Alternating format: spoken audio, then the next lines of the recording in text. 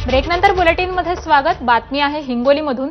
हिंगोली जिल्ह्यामध्ये काल संध्याकाळपासूनच जोरदार पाऊस पडतोय आणि या पावसामुळे जिल्ह्यात वाहणाऱ्या ओढ्या आणि नद्यांना पूर आलेला आहे, तर अनेक ठिकाणी ही पूर परिस्थिती अजूनही तशीच आहे।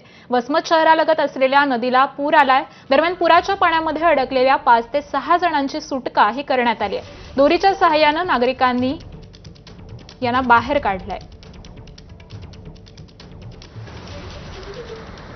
तर वसमत शहरालगतची परिसरातली ही दृश्य आपण पाहतोय। इथल्या नद्यांना आणि ओढ्यांना पूर आल्याचं चित्र आहे आणि त्यातच इथले काही नागरिक हे अडकलेले होते आणि या दोरीच्या सहाय्याने आता त्यांची सुखरूप सुटका करण्यात आली आहे। हिंगोली जिल्ह्याला देखील रात्रभर पावसाने झोडपून काढलेला आहे। तिथल्या अनेक नद्या ह्या दुथडी भरून वाहत आहेत।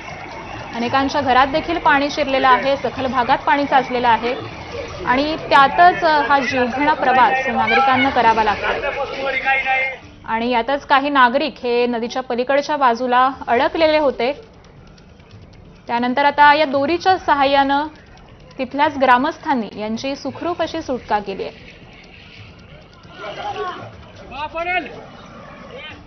आणि या बातमीसह या बुलेटिन